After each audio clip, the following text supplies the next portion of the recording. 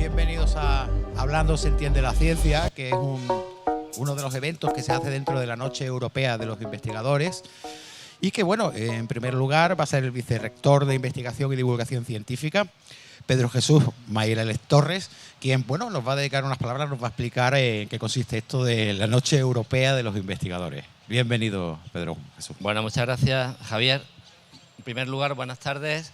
Y es para mí un honor dirigirme a ustedes como vicerrector de Investigación y Divulgación Científica de la Universidad de Málaga en esta nueva edición de la Noche Europea de los Investigadores, una iniciativa que cada año reafirma la importancia de acercar la ciencia a la ciudadanía. Como todos bien saben, la investigación científica constituye uno de los motores fundamentales del progreso social, económico y cultural de cualquier nación. Sin embargo, su verdadero impacto se alcanza únicamente cuando el conocimiento generado trasciende los laboratorios de investigación, los despachos y se integra en la vida cotidiana de las personas. La difusión del conocimiento científico y humanístico a la población en general repercute en la mejora de su cultura, significa hacer comprensible lo complejo, tender puentes entre la especialización académica y la curiosidad del público y, sobre todo, despertar vocaciones en los jóvenes. La Noche Europea de los Investigadores encarna precisamente este espíritu. Hoy, en numerosas ciudades de nuestro continente, la ciencia se presenta en un formato abierto, participativo y accesible. Este encuentro favorece la creación de un espacio de diálogo en el que los ciudadanos pueden conocer de primera mano cómo la investigación contribuye a afrontar los grandes retos contemporáneos: el cambio climático, la sostenibilidad energética, la salud pública o el desarrollo tecnológico. En un tiempo marcado por la circulación acelerada de información y también de desinformación, la divulgación con rigor adquiere una relevancia estratégica. Promover una cultura científica sólida no solo enriquece el conocimiento individual, sino que fortalece la capacidad colectiva para tomar decisiones informadas y responsables. La investigación abre caminos, pero es la divulgación la que los ilumina para que puedan ser recorridos por toda la sociedad. Que esta edición nos recuerde que la ciencia no pertenece únicamente a quienes la producimos, sino a todos aquellos que se benefician de ella y la financian con sus impuestos, la ciudadanía en su conjunto. Bueno, vamos a, como ha comentado Javier... Sí, más cerquita el micro. Vamos a iniciar lo que es esta sesión de Hablando se entiende la ciencia, donde habrá diferentes mesas redondas que abordarán distintos temas de actualidad bajo el prisma de la investigación, con el objetivo de propiciar el debate y el intercambio de impresiones con los asistentes. Hablaremos sobre bullying y educación en el entorno digital, sobre los retos de la inteligencia artificial, sobre salud y dolor crónico y, por último, sobre ciencia en el espacio. Espero que disfruten de estas charlas esta tarde. Pedro, muchas gracias, pero no te vayas, porque yo quería aprovechar unos minutos para que habláramos sobre el tema de la importancia que tiene un evento como la Noche Europea de los Investigadores y dentro de él también, hablando se entiende la ciencia y todo el resto de actividades que se están haciendo, porque al fin y al cabo tú has dicho que la ciencia no es solo de los científicos, es de todos. Y esta es una manera de que todos le veamos las caras a los científicos y veamos que son como nuestros vecinos, no son gente rara, no son, como se suele decir, maldichos ratos de laboratorio y que viven solos. No, tienen su vida, su familia, sus hijos, necesitan sus vacaciones, tienen que pagar hipoteca. O sea, al fin y al cabo es acercar precisamente a todas estas personas que están investigando día a día para que luego nosotros podamos disfrutar, en la medida que sea, pues de las innovaciones, de las investigaciones y de todo esto en nuestro día a día. Es así, ¿no? Y esto de la Noche Europea de los Investigadores es precisamente ese el objetivo, porque yo sé el objetivo de Hablando se entiende la ciencia, que lo dice la propia palabra, hablando se entiende la ciencia, con lo cual aquí vamos a intentar que todos los paneles hablen de una forma clara, de forma que no tengan que tener todos un máster, porque si no estaríamos perdidos, se van a la universidad y allí pues ya se matriculan y eso no. La idea es que lo puedan entender. Y te estaba preguntando eso, precisamente la Noche Europea de los Investigadores es como Hablando se entiende la ciencia, ¿no? Tiene el mismo objetivo, ¿no? Sí, porque yo creo que es necesario sacar la ciencia a la calle. La ciencia no puede quedar reducida a publicaciones científicas, a publicaciones de libros. Es importante que la ciudadanía conozca qué se hace en los laboratorios, qué se hace en los despachos cuando hablamos de ciencia humanística y sobre todo hacerlo accesible, con un lenguaje cercano que anime sobre todo a fomentar vocaciones, porque el científico es algo vocacional. El científico no es alguien que pregunta a qué hora comienzo a trabajar y a qué hora termino, ¿no? O cuándo tengo vacaciones, ¿no? A quien le gusta la ciencia tiene que sacrificarse, no hay horas. Uno pone un experimento, yo soy químico, yo pongo un experimento y yo no, si termino un sábado por la mañana, tengo que ir un sábado por la mañana. Yo creo que es importante, esos ejemplos son los que necesita la sociedad. El laboratorio en el sótano también, ¿no? Yo creo que muchas veces los referentes sociales actualmente son los referentes que ven en televisión. Y se adolece de una falta de programas donde acerquemos la ciencia. Sí que es verdad que aquí lo hacemos, pero es necesario ir un poco más allá. Es importante Y hay una cosa que quiero destacar. También tenemos la imagen de que un investigador es un señor mayor, como nosotros. No. A ver, hay muchísima gente joven que son investigadores, que tienen doctorados, que tienen máster. Un ejemplo lo van a tener en el siguiente panel, que están allí esperando, que ahora las llamamos. Son todas jóvenes, son personas que ya de jóvenes lo llevan en vena esto de la investigación. Y lógicamente pues alcanzan un cierto nivel pues también con bastante juventud, ¿no? Entonces, un poquito animar a la juventud para que vea que hacer una carrera no solo para ser profesor, que también es otra opción, también se puede ser investigador. Bueno, ¿te parece que nombremos a todos los que gracias a ellos se está llevando a cabo la noche? ¿Quieres que lo lea yo? Sí, es importante. Bueno, si quieres léelo tú. Vamos a ver, la Noche Europea de los Investigadores es un acontecimiento europeo que se está llevando a cabo simultáneamente en más de 400 ciudades y 32 países europeos. La Fundación Descubre lidera la actividad en Andalucía con citas simultáneas en las 8 capitales andaluzas. Junto a la Universidad de Málaga, coordinadora de la actividad a nivel provincial, a través del Servicio de Publicaciones y Divulgación Científica, Vicerrectorado de Investigación y Divulgación Científica, y de la mano de la Fundación Descubre, en esta edición participan IBIMA, Plataforma Bionan, la Estación Experimental IHSM, La Mayora, que es el Instituto de Horticultura Subtropical y Mediterránea, IFAPA, Instituto de Investigación y Formación Agraria y Pesquera, el Jardín Botánico Histórico de la Concepción y con la colaboración del Ayuntamiento de Málaga, el Centro de Tecnología de la Imagen de la UMA, la Fundación Española para la Ciencia y la Tecnología OpenGas Málaga, la Sociedad Económica de Amigos del País, la Academia Malagueña de Ciencia y la Asociación Española contra el Cáncer, y todo ello posible gracias al apoyo y patrocinio de la Fundación Unicaja. Bueno, pues gracias a ellos podemos llevar a cabo no esta actividad, sino todas las actividades que van a haber esta noche en Málaga. Yo quiero también agradecer a todos los voluntarios, y cuando hablo de voluntarios y voluntarias, no solamente al personal joven que está dando apoyo a esta noche, sino también a todos esos miembros de equipos de investigación, de institutos de investigación, que están aquí un viernes por la tarde, lo cual ya es para reconocer públicamente la dedicación y ese amor que le tienen a la ciencia. Espero que disfruten. Como no hemos cambiado los papeles, tú y yo, ¿sí? ¿Te parece que tú presentes el primer panel? Pues vale. Venga, adelante. Bueno, el primer panel, cercaros por aquí. Sí. Van a hablar de Stop Bullying, educación y convivencia en el entorno digital, y las investigadoras, son 4 investigadoras, lo cual también es de relevante. Vamos viendo poco a poco cómo la mujer va tomando el puesto que merece en la ciencia, y esto se debe sobre todo a las campañas de educación, de divulgación científica, donde intentamos pues crear esas vocaciones en niñas, en mujeres, como ese Día Internacional del Niño y la Niña en la Ciencia. Yo creo que es algo muy a valorar. Bueno, va a hablar en primer lugar Estela Isequilla Alarcón. También están Ana María Jiménez Gualdo, Cirenia Quintana Ors y Nieves Rojano Martín. Yo ahora voy a hacer la presentación ya individual de cada una, así que muchísimas gracias. Y eso es tuyo. Es que tenemos aquí un pequeño conflicto de papeles, chaqueta que es tuya. Ahí va. Muchísimas gracias, Pedro Jesús. Bueno, vamos a iniciar el primer panel. Sentaros, por favor. Y yo voy a presentar y sin gafas. O sea que espero leerlo bien.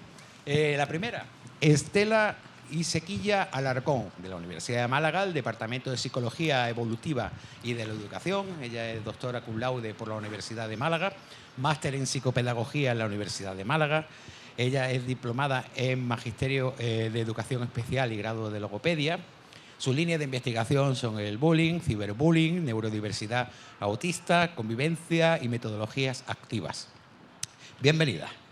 Ella es la que va a empezar. A continuación será Ana María Jiménez Waldo. Hola, Ana María. Hola. De la Universidad de Málaga, Departamento de Teoría e Historia de la Educación, Pedagogía Social y Métodos de Investigación y Diagnóstico en Educación MIDE, área MIDE.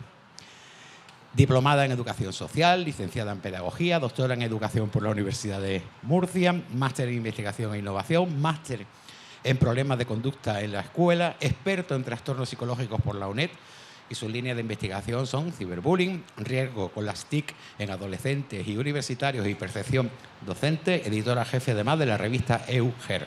Bienvenida. Luego tenemos también a Cirenia Quintana Orts, Universidad de Málaga, Departamento de Psicología Evolutiva y de la Educación. Ella es profesora del Departamento de Psicología Evolutiva de la Educación de la Universidad de Málaga y miembro del grupo Applied Positive Lab. Su trabajo se centra en prevenir el acoso y el ciberacoso y en promover el bienestar de los menores, fortaleciendo sus habilidades socioemocionales. Combina la investigación y la docencia con el diseño y la implementación de programas educativos, y su trayectoria ha sido reconocida por instituciones como el Centro de Estudios Andaluces y la Sociedad Española de Psicología Positiva. Bienvenida. Buenas tardes, gracias. Le voy a dar la vuelta a la hoja. Y por último, tengo que encontrar la otra hoja. Nieves Rojano Martín, Universidad de Málaga, Departamento de Derecho Civil y Eclesiástico del Estado y Romano, área de Derecho Civil, contratada predoctoral FPU del Derecho Civil en la Universidad de Málaga, donde desarrolla su tesis doctoral e imparte docencia. Su investigación se centra principalmente en el derecho de obligaciones y contratos y cuenta con diversas publicaciones en revistas y editoriales de reconocido prestigio, además de participar activamente en congresos nacionales e internacionales y proyectos de investigación. Ella es graduada en Derecho y en Administración y Dirección de Empresas por la Universidad de Málaga, máster en Asesoría Jurídica de Empresas por la Universidad Internacional de La Rioja. Bienvenida también. Bueno, esto que he leído que ha parecido tan largo es un pequeño resumen. O sea, yo tenía que apañarme para presentarlas sin tener que comerme todo el tiempo del panel. Con lo cual, hacen muchas más cosas, tienen muchos más reconocimientos que si ellas consideran oportuno nombrarlos, una vez que comiencen, pues adelante. Así que comienza... Estela. Vale, Estela.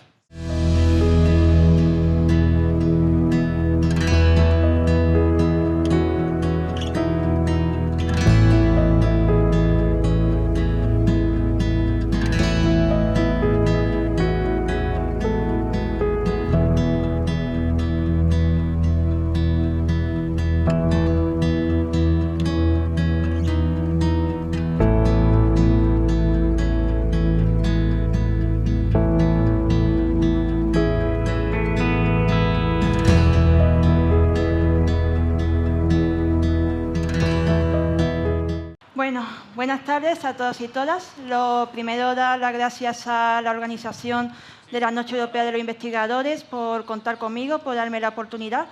También dar las gracias a los asistentes, poquitos pero selectos. Eso significa que estáis interesados en el tema del bullying, un tema que preocupa a la sociedad, principalmente a aquellas personas que lo sufren. Lamentablemente, muchísimas personas sufren bullying en su día a día, haciendo que tengan mucho malestar, mucha ansiedad. Ya el simple hecho de escuchar el ruido de una habitación o lo que sea, porque significa otra vez me tengo que levantar, otra vez tengo que ir al colegio, al infierno. ¿Qué me voy a encontrar en esta ocasión? ¿Qué me van a hacer? ¿Me van a insultar? ¿Me van a pegar? ¿Me van a hacer el vacío? ¿Qué me van a hacer esta vez? Pues todo eso les ocurre no solamente a las personas con autismo, sino sin ninguna dificultad también.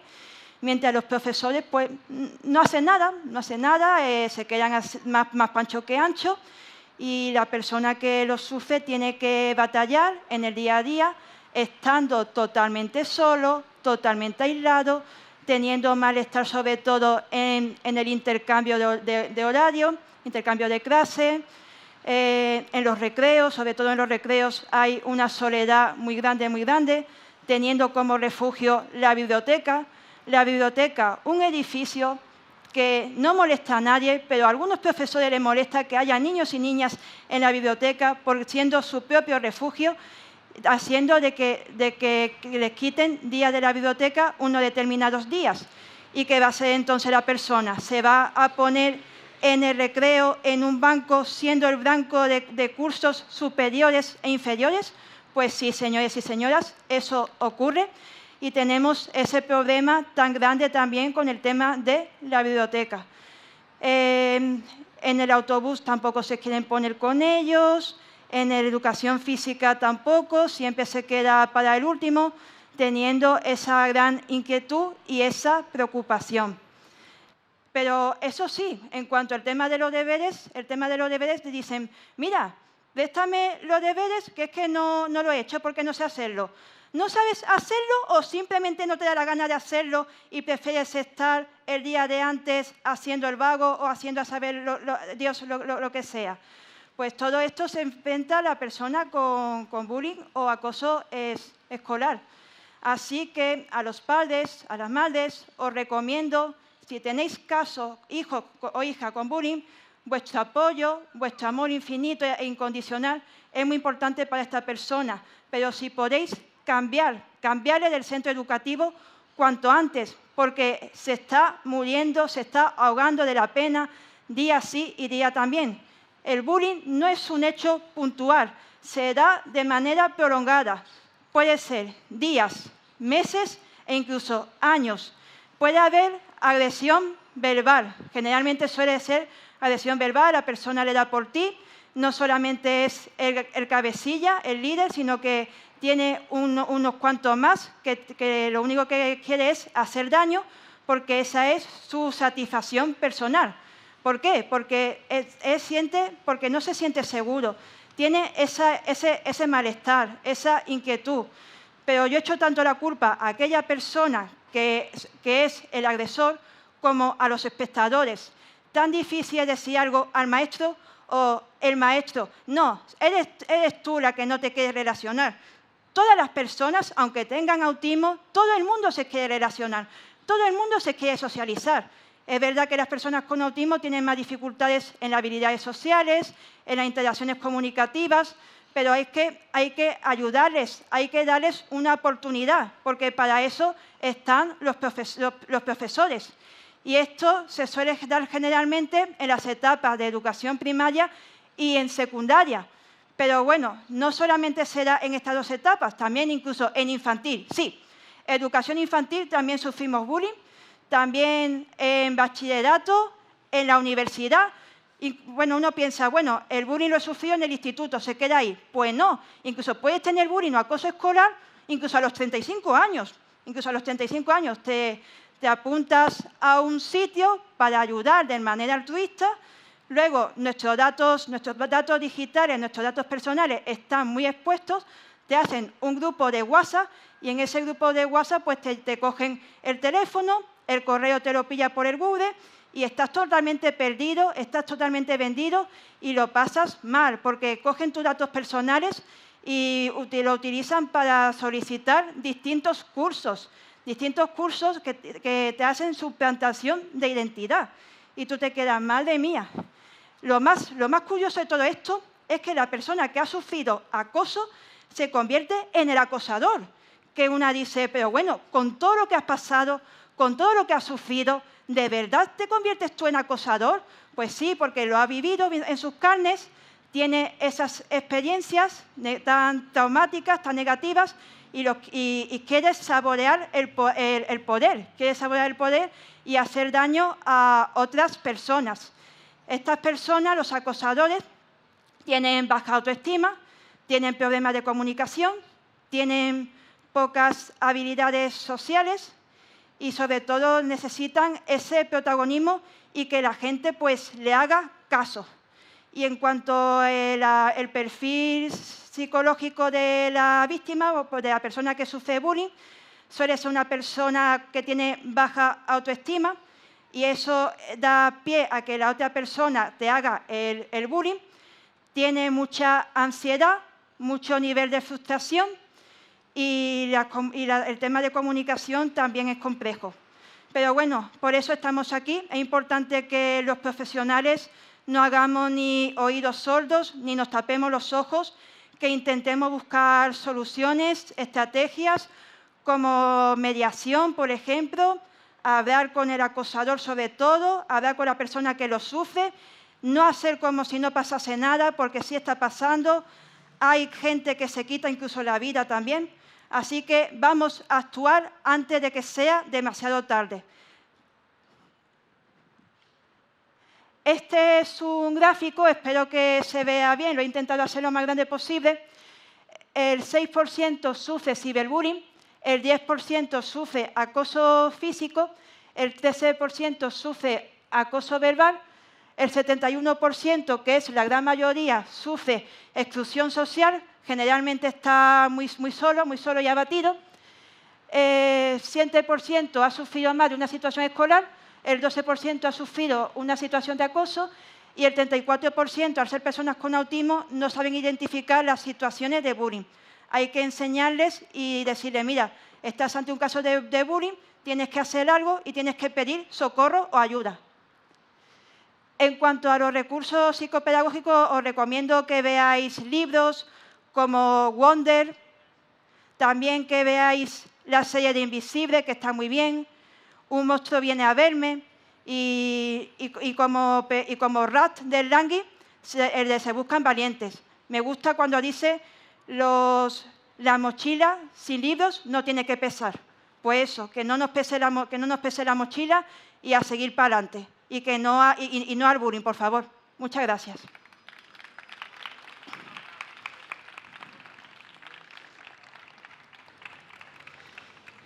Yo voy a dar un pasito adelante, aunque en realidad no es un pasito adelante, sino que es un poco qué sucede cuando el bullying traspasa las fronteras de la escuela, ¿no? Cuando ya no sucede dentro ni en los alrededores. Me gustaría que cerrarais unos segunditos los ojos y os trasladarais a cuando teníais 12, 13, 14 años, a punto de entrar al instituto o terminando la etapa de primaria. ¿Qué emociones teníais? ¿Y vuestros miedos? ¿Teníais miedo a empezar una nueva etapa? ¿Nuevos profesores? ¿Nuevas amistades? ¿Quizás un nuevo agresor o agresora? Cuando el ciberespacio ya no es seguro, es lo que se conoce como ciberbullying, es decir, lo mismo pero en el ciberespacio. ¿Cuál es el regalo por antonomasia que ahora mismo se hace en las comuniones? El teléfono, ¿verdad? Cada vez de última generación, cada vez mucho más potente, por supuesto con un internet ilimitado para los adolescentes, para los niños, para los menores. Cada vez, aquí veo niños en la sala, empiezan a relacionarse con las tecnologías mucho antes y en muchas ocasiones sin supervisión parental. Ahora hablaremos de ello. Aquí os quiero poner un pequeño examen de historia. ¿En qué día sucedieron ese acontecimiento que todos hemos estudiado? ¿Alguien se atreve? 2 de mayo. El 2 de mayo también muere de 1519 Leonardo da Vinci. Y el 2 de mayo dicen que se avista por primera vez al famoso monstruo del lago Ness. Pero también en el año 2013, el 2 de mayo, ya se establece como el Día Mundial contra el Bullying. Más allá de Santo Tomás, Santa María, Santa Virgen Auxiliadora, ya tenemos un día para reconocer tristemente que cada vez hay más víctimas de bullying y de ciberbullying.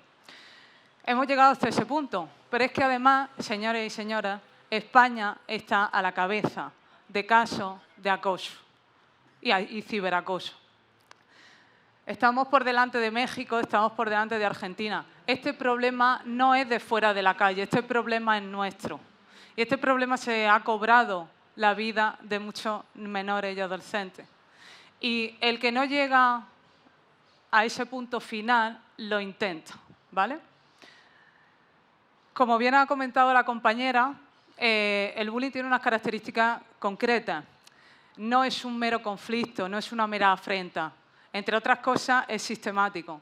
Y como bien ha comentado Estela, en muchas ocasiones este acoso se perpetúa a lo largo del tiempo. Imaginaos a ese menor, a esa niña, a ese niño, a ese adolescente, que va sufriendo acoso desde los 6, 7, 8, 9, 10, 14, 15, 16 años. A lo mejor a los 16 años ya llega un momento en el que no puede más y decide quitarse la vida. Nos parece muy lejano o nos parece como muy extremo, pero está sucediendo y sucede. Sabemos que aquí, en España, todavía, aunque ya se empieza a hablar abiertamente del tema del suicidio, todavía sigue siendo un tema tabú, porque creemos que puede ser, digamos, como algo que puede alentar a los adolescentes a hacerlo, ¿vale? Así a veces funcionamos. No es una cosa de niños, y es que en el tema del bullying existen muchos mitos, ¿no? Hemos escuchado todo en algún momento de nuestra vida. Esto es cosa de niños. Esto forma parte de estar en el colegio. Bueno, no es así, porque no es que simplemente sea un insulto, o sea un acorralar, o sea un excluir, o sea una agresión física, sino que hay una intención clara de generar un daño ajeno. Seguramente aquí, quienes no tenéis hijos, sobrinos, primos, nietos, ¿os imagináis a ese familiar acosando a o agrediendo a o siendo víctima de? Además, tristemente, por eso lo he puesto en otro color, el bullying, como el ciberbullying, pasa desapercibido en muchas ocasiones. Y el silencio es lo que hace que se mantenga, es lo que se hace que se perpetúe. Porque seguimos estando en una sociedad que, aunque estemos avanzando mucho en valores ciudadanos, si el problema no es mío, que se las apañen otros, ¿no? Entonces, en este sentido, precisamente las campañas de prevención y precisamente los programas de intervención y de prevención en bullying y en ciberbullying, en uso responsable de las tecnologías, van precisamente en esta línea, de empoderar a los niños. Tenemos que empoderar a nuestros menores, a nuestros hijos, a nuestros sobrinos, en la escuela, en las universidades, a los futuros docentes. Tenemos que empoderarlos para que sean capaces de hablar, de ser valientes, de enfrentarse de que el problema también sea mío, porque a mí también me puede pasar, ¿vale? Pero es que además el ciberbullying da un paso más adelante, porque además puede suceder y se sucede en muchas ocasiones, las 24 horas del día, los 7 días de la semana. Imaginad la presión, el estrés, la ansiedad que esto puede generar en un niño de 7 años, de 11, de 12, de 13, hasta llegar al punto de querer quitarse la vida. Es muy triste, es muy dolorosa y al final, en muchas ocasiones, sigue pasando desapercibido. Yo muchas veces me pregunto, ¿qué están haciendo los docentes? Y por supuesto que hay docentes que son top y que además trabajan, incluso paran las clases para trabajar cuando hay algún conflicto. Pero hay muchos más que no lo hacen. Hay muchas escuelas y muchos institutos que siguen silenciando el problema. Voy a contar una breve anécdota. En 2013, cuando yo estaba pasando cuestionarios de mi tesis, que versa precisamente sobre el ciberbullying, llamaba a centros educativos, públicos, privados y concertados. Y en algunos de ellos, cuando yo llamaba y preguntaba, me gustaría ir a pasar unos cuestionarios que versan sobre esta temática, unos cuantos me dijeron, no, en este centro esto no sucede. Pues muchas gracias, señora, que le vaya muy bien, mucha suerte con su alumno. Es muy triste y te cierran las puertas porque, claro, pueden salir agresores, agresoras. Entonces ya no somos un colegio de élite o de no élite. Cuidado, que esto me sucedió tanto en privados como en públicos. Esto es triste porque estamos silenciando el problema hasta que explota, ¿vale? Hasta que hay menores que tratan de hacer un juego viral y mueren.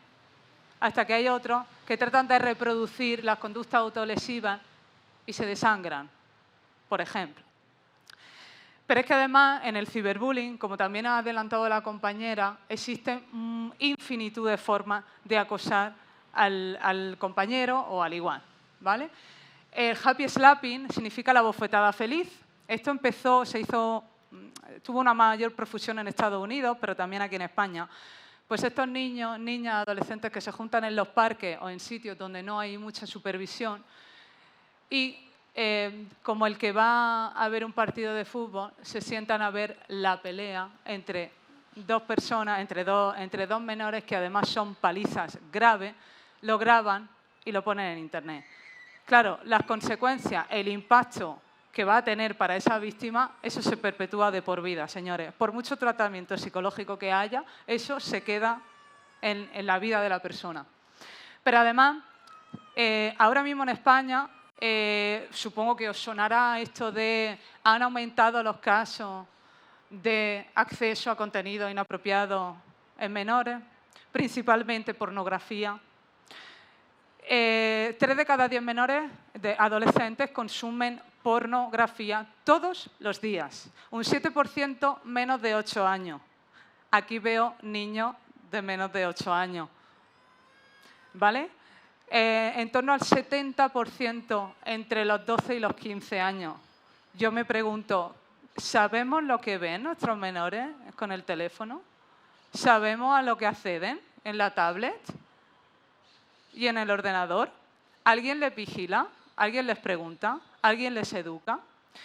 Pues precisamente el sexting supone ese intercambio de información con contenido erótico y sexual, en principio consentido, pero cuando cae en manos erróneas deja de ser consentido.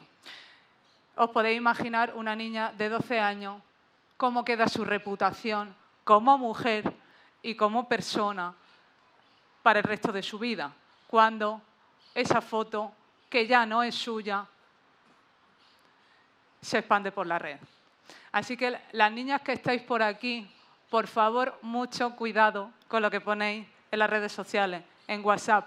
Tener mucho cuidado, por favor. Cualquier cosa que se sube a Internet, cualquiera, todos lo sabemos, deja de ser nuestro. Y os voy a dar un dato más con respecto al grooming, antes de poner un breve vídeo que yo creo que refleja bastante la realidad. Creo recordar que en torno, creo que era un 32% de los agresores penados en este país cogían las fotos abiertas que los padres publican y que los menores publican en las redes sociales. Los agresores penados. Por lo tanto, cualquier foto que se suba a estas personas depravadas les sirve de material de satisfacción sexual. Quizás deberíamos de irnos de aquí, por lo menos hoy, pensando sobre todo esto, ¿vale? Sobre qué es lo que enviamos y sobre qué es lo que recibimos y sobre qué es lo que silenciamos. Al fin nos vamos a conocer. O sea, en persona, porque igual lo cacho por Facebook hace rato. Ya ni me acuerdo quién agregó a quién. Parece que la Vale lo cachaba. Y de ahí nos hicimos súper amigos. Me encanta cómo es. Además que tenemos hartas cosas en común, así que era obvio que nos íbamos a conocer. Él es especial, que no es como mis compañeros. Él es como más preocupado. Pienso en él todo el día. Yo creo que mi mamá igual cacha algo, aunque no me ha dicho nada. Y no tiene idea que nos vamos a juntar. Y a la Sole, como que no sé si contarle. Ella está en otra. Además que se burla de mí.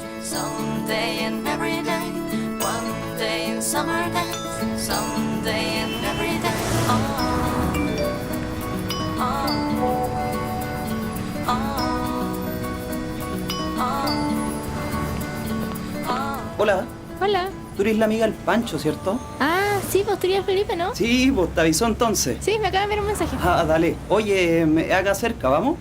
Ya, vamos. Dale. ¿Y este el CAI? Sí, pues este es el Kai, ¿lo conocí? Qué bonito, sí, lo cachaba por foto. ¿Te lo queréis llevar? Ya, sí, pues. Toma, no sabía que te gustaban los perros. Me encantan. Vamos, Kai. Vamos. Eso. Oye, ¿de dónde cacháis el Pancho? Ah, por Facebook. Oye, no sé nada, pero parece el Pancho que tiene una sorpresa. ¿En serio?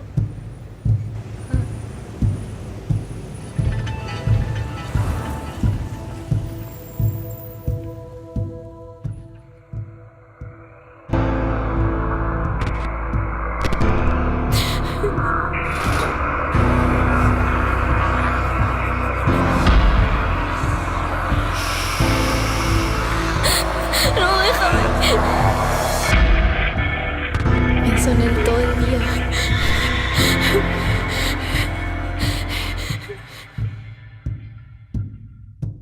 ¿Cuántos de tus amigos en redes sociales conoces realmente? El grooming no es un juego, es un abuso. Recuerda que en internet tu foto no es solo tuya, es de todos.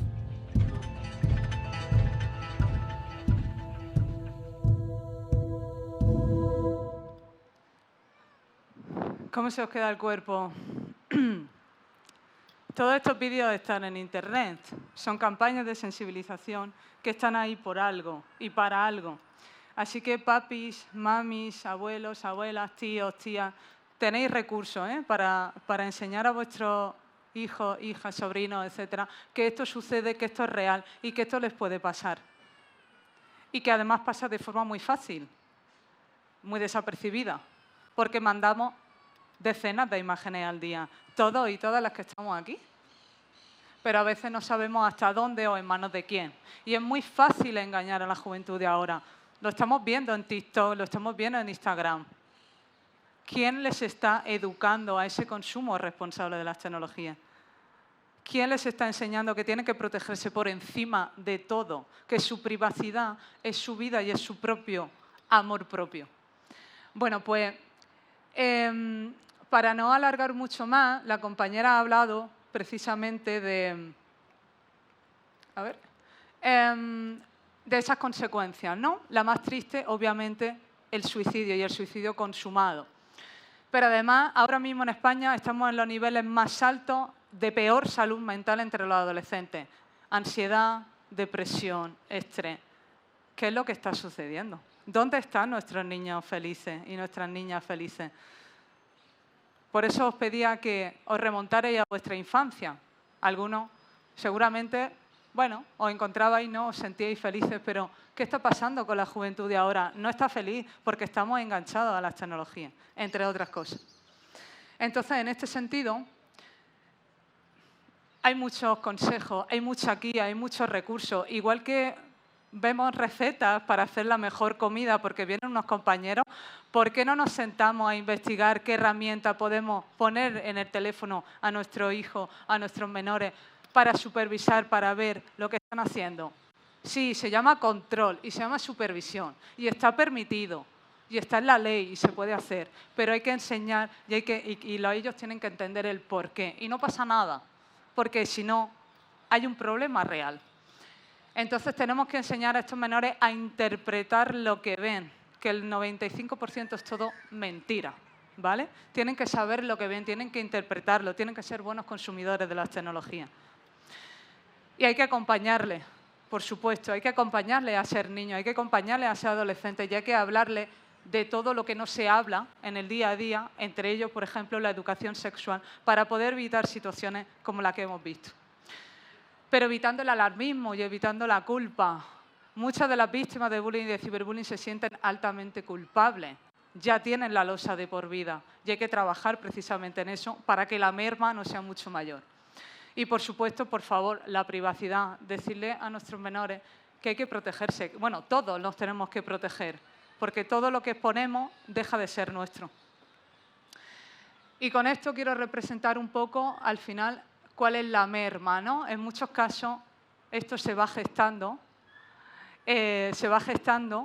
y va pudriendo poco a poco a la persona, sus ganas de vivir, sus ganas de estar. Es como esa manzana invisible que está podrida por dentro. Pero no somos las víctimas, también los agresores y las agresoras. Que esto ya no es cosa de chicos como antes, esto es cosa de todo el mundo. Y por eso tenemos que enseñar y empoderar todo como sociedad, pero principalmente a los menores, de que el poder está en ellos. Son ellos los que están, son ellos los que ven, son ellos los que saben de sus compañeros. Que esto hay que denunciarlo, que esto es un grave problema en nuestro país y que estamos viendo las consecuencias. Así que ojalá no haya más víctimas, ojalá esto vaya a mejor, pero al final es responsabilidad de todos. Así que muchas gracias.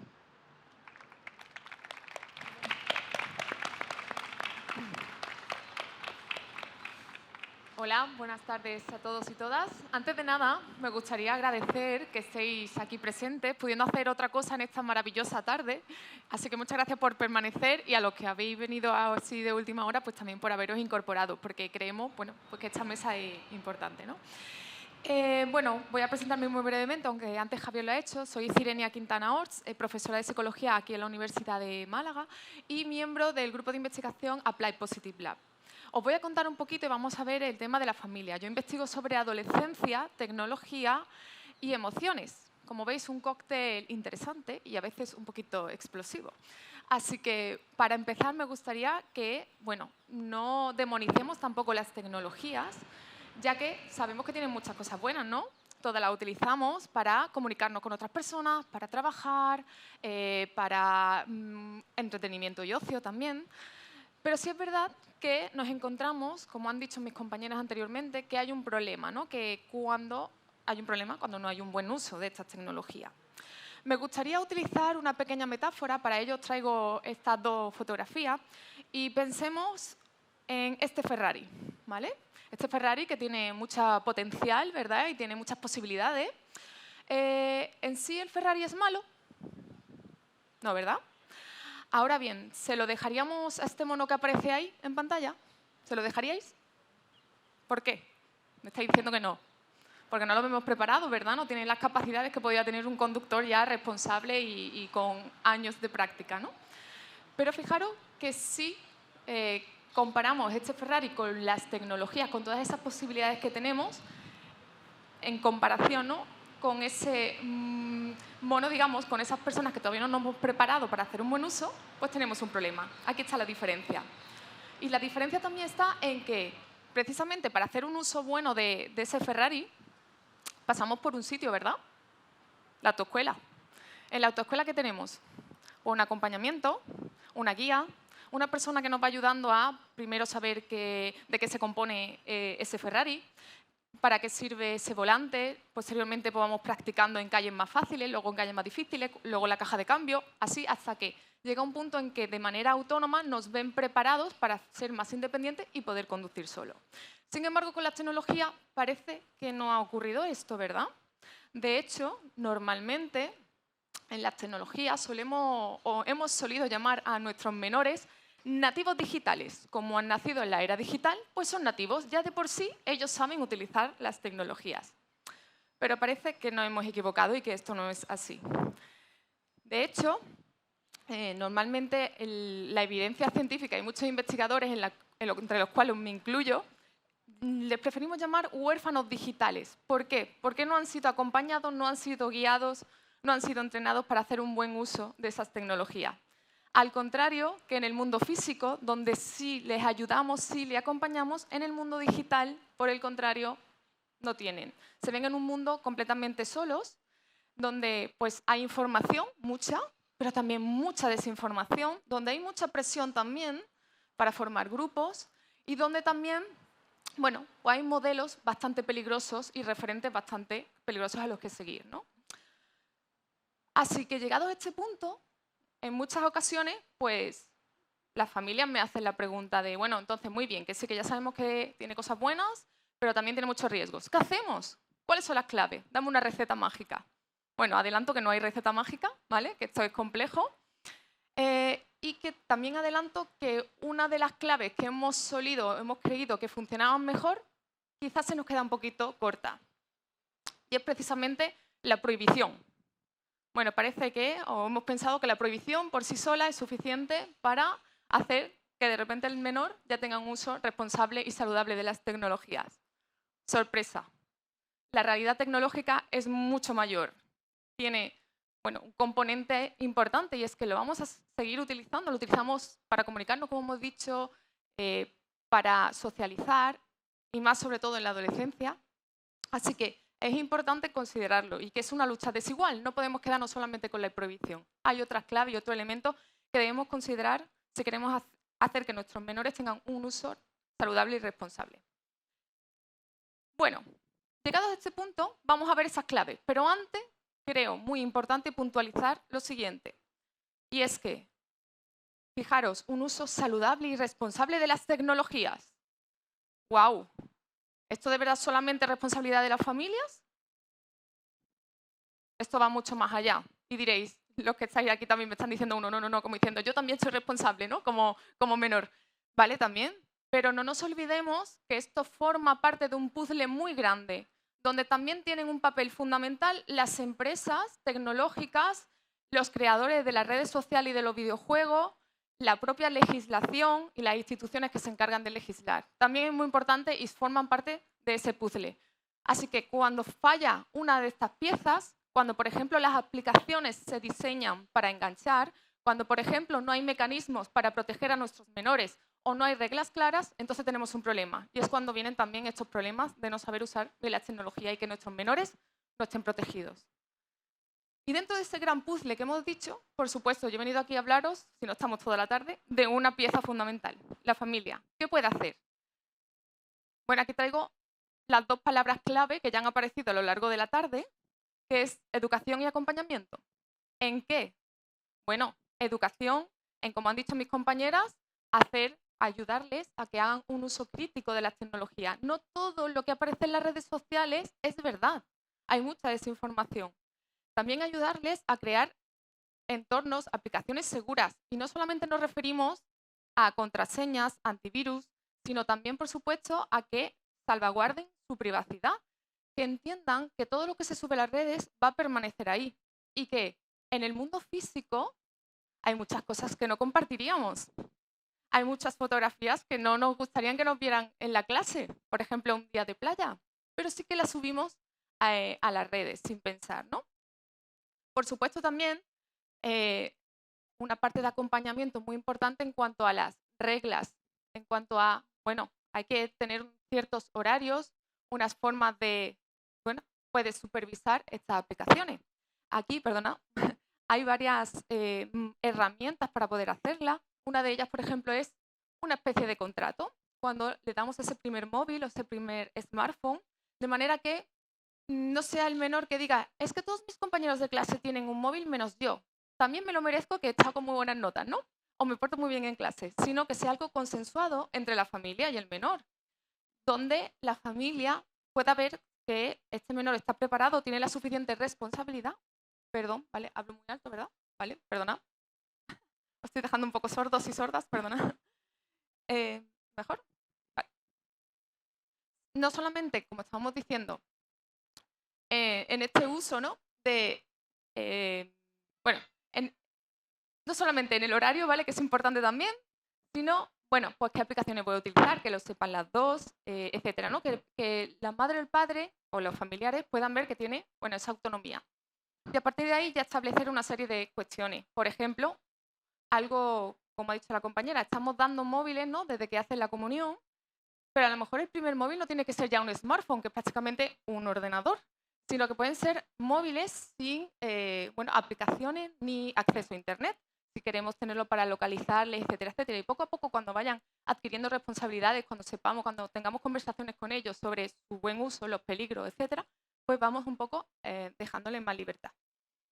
Otra cuestión importante en ese acompañamiento de crear espacios, tener espacios con ellos para que, por un lado, nos puedan contar si han tenido algún tipo de problema, si necesitan ayuda, si hay algo que no entienden, etcétera. Y también espacios donde, bueno, conversemos sobre esos peligros, sobre esas cuestiones importantes que no se nos pueden olvidar. Y nosotros incluso también, como familia, nos interesemos por esa nueva aplicación que ha salido, ese videojuego al que juegan, ¿vale? Y para crear esos espacios necesitamos también espacios sin tecnología. Y muchas familias me dicen también, bueno, espacios sin tecnología, ¿eso qué significa? Bueno, pues tiempo de ocio con ellos. Tiempo de ocio haciendo cosas que no sean solamente con una pantalla, ¿vale? Para poder pues, dar un paseo, jugar a juegos de mesa, cosas analógicas como hacíamos antes, y de manera que, bueno, pues creamos este tipo de espacios de conversaciones y demás. Por supuesto, y antes de terminar con estas claves, voy a dar dos. Una relacionada con las emociones también. No olvidemos lo importante que es ayudar a nuestros menores que entiendan que detrás de una pantalla hay personas y que un comentario, una foto, una imagen que pasemos puede hacer mucho daño a esas personas detrás de esa pantalla. Y dos, como familia hay una clave que es muy difícil de seguir, pero es de las más importantes, y es ser un ejemplo, un modelo. Muchas veces le decimos a nuestros menores, cuando estamos almorzando o cenando no utilizamos el móvil, ¿vale? Pero luego estamos nosotros en la mesa contestando un mensaje, contestando un email, por tanto no estamos siendo modelos coherentes y esta parte también es fundamental. Como veis, son muchas claves, son muchas cuestiones que da para profundizar, como he dicho, toda la tarde, pero también tenemos otra compañera que tiene que hablar de cosas muy interesantes.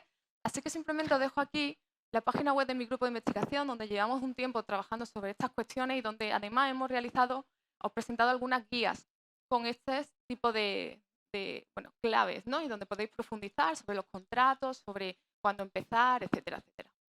Incluso hacer actividades con vuestros propios hijos o hijas para ello. Y, por último, voy a acabar con 2 frases. Esta frase de una abogada especialista en privacidad y seguridad de la tecnología que nos dice, fijaos, la mejor arma contra el ciberacoso es una cena en familia. De nuevo, esa relación con nuestro hijo o hija. Y por otro lado, quiero terminar con una frase que es una de las razones por las cuales estáis aquí, y es el tema de la investigación, ¿verdad? Ahora además tenemos un nuevo reto a lo que nos enfrentamos los investigadores en este ámbito de la ciberconvivencia, que es la inteligencia artificial, que está además extendiendo cuestiones de sexting, cuestiones de ciberbullying, más allá, con más problemáticas incluso. Por tanto, como decía Marie Curie, nada en este mundo debe ser temido, solo entendido. Ahora es el momento de comprender más para temer menos. Y eso significa que hay que seguir apostando por la ciencia y seguir apostando por las condiciones laborales de las personas que hacemos esto posible. Muchas gracias.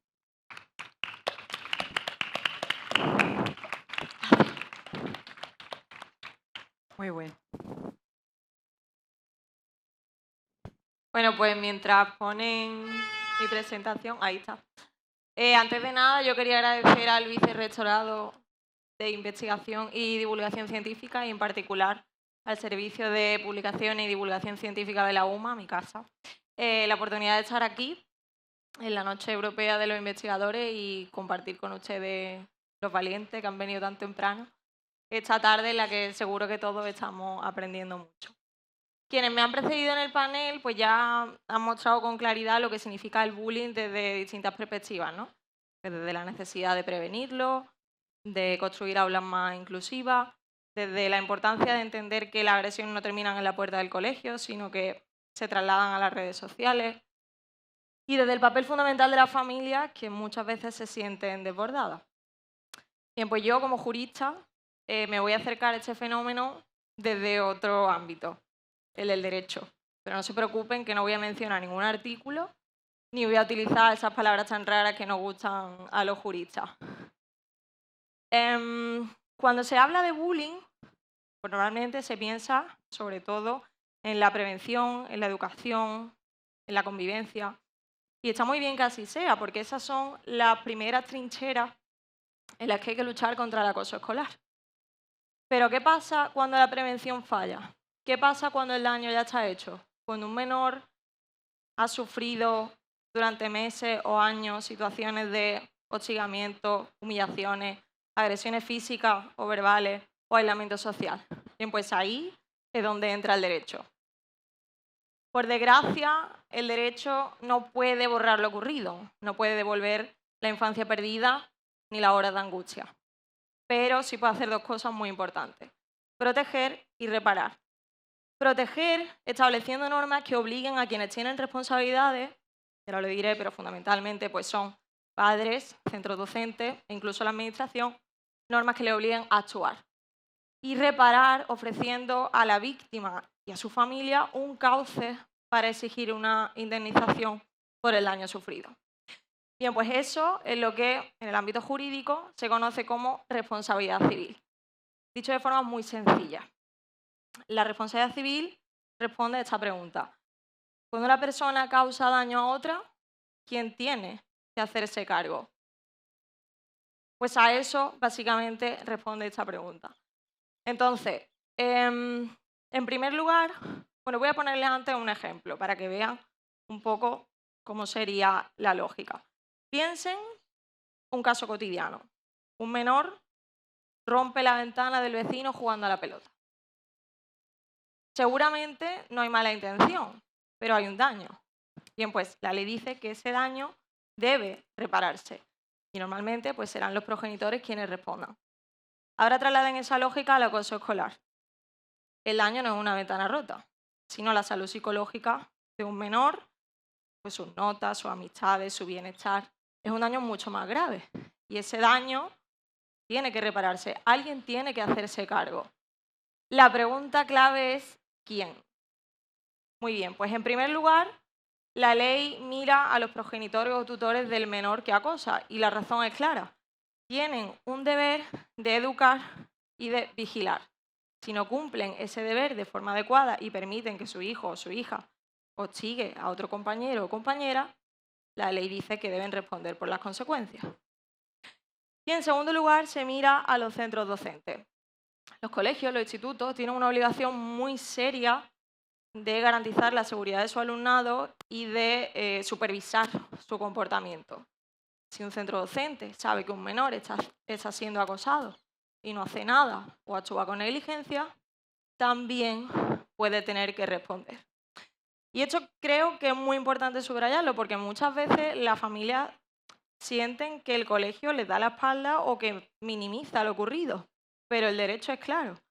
Si un centro docente no actúa con la diligencia que exige una determinada situación, pueden ser responsables civilmente. Y en tercer lugar, puede incluso que tenga que responder el propio menor acosador. Pero esto ya es un poco más complejo porque depende de la edad y de la madurez del menor, entonces no voy a entrar en ello y además lo que suele ocurrir es que los menores no tienen suficiente solvencia económica. Entonces siempre es mucho más viable o lo único viable es que respondan sus padres, sus progenitores o sus tutores. Y cuando el acoso es tan grave que constituye delito, pues porque hay lesiones, hay amenazas, hay coacciones, la víctima puede reclamar la indemnización dentro del proceso penal. Y entonces se habla de responsabilidad civil derivada del delito. Es decir, no solo se sanciona al agresor, sino que también se abre la vía para reclamar una indemnización por el daño sufrido. ¿Y esto por qué? Pues muy sencillo.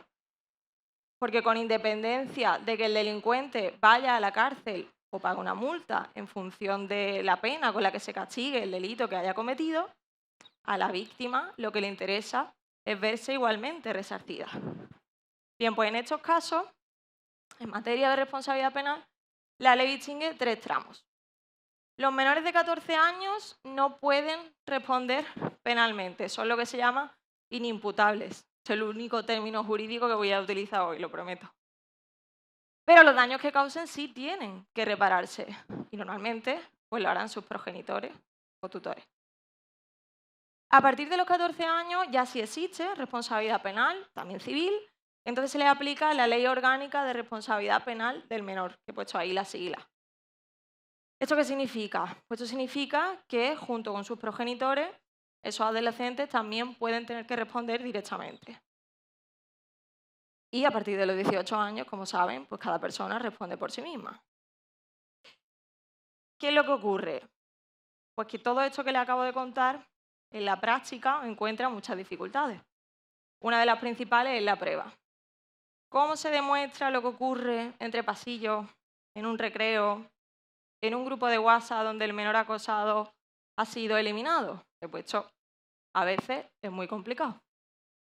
Y hay otro problema, que es que incluso aunque se llegue a una sentencia condenatoria, el dinero no repara del todo el daño causado. Puede ayudar, puede reconocer que algo no debía haber pasado, señalar al responsable, pero como ya he dicho, pues no borra el sufrimiento ni la infancia perdida. Por eso quiero insistir en que la responsabilidad civil es necesaria, pero no suficiente. Es un último recurso. Es lo que entra en juego cuando la prevención, la educación y la convivencia han fallado. Pero por eso, precisamente por eso, es tan importante que exista, porque manda un mensaje muy claro a la sociedad. Un mensaje que dice, esto no es un juego de niños, esto es un daño real. Y alguien tiene que responder. Bien, pues llegados a este punto, alguien podría preguntarse, pero bueno, Nieves, ¿y realmente qué es lo que obtiene una familia que reclama responsabilidad civil por bullying? Pues en primer lugar obtiene un reconocimiento. Un juez le dice, sí, esto no tenía que haber pasado y alguien es responsable.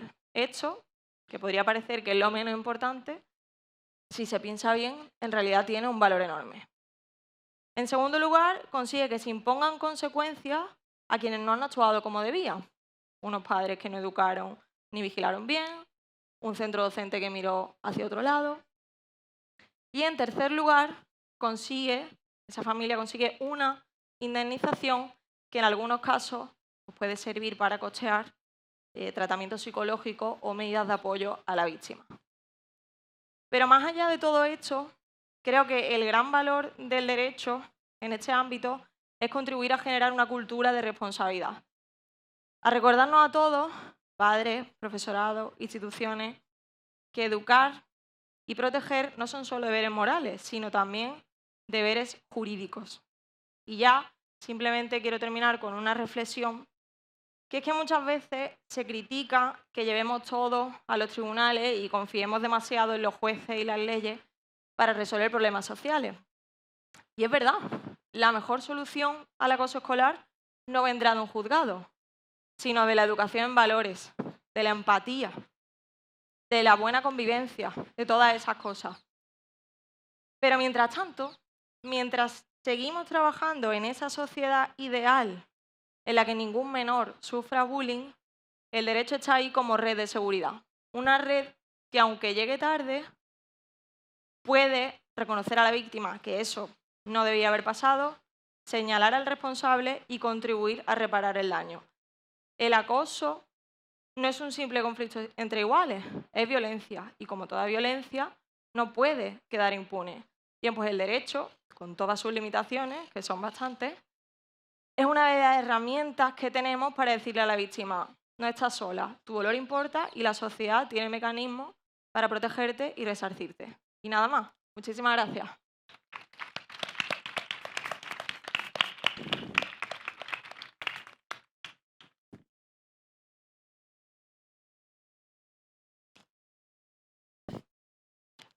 A ver.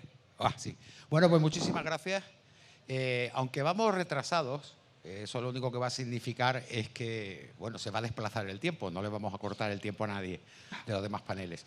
Sí me gustaría dejar por lo menos 5 minutitos por si alguien del público quiere hacer alguna pregunta con respecto al tema que haga expuesto por cualquiera de ellas. Así rápidamente, ¿hay alguna mano que se levante? Bueno, pues parece que no. Como vamos mal de tiempo, yo sí que tenía que preguntaros un montón de cosas. Pero podemos aprovechar para ir ajustando un poquito, ¿os parece? Claro. Bueno, pues muchísimas gracias. Ha sido un placer y sobre todo han tocado un tema que evidentemente es bastante complejo y peliagudo. Pero bueno, en fin, para eso están, para contarnos las cosas como son y ver cómo también hay personas que se dedican a la investigación para evitar precisamente todo eso, que al fin y al cabo esa es su labor. No es contarlo, es solucionarlo, que es lo que hacen en su día a día, en sus distintos grupos de investigación y en sus facultades. Pues muchísimas gracias. Muchas gracias a vosotros.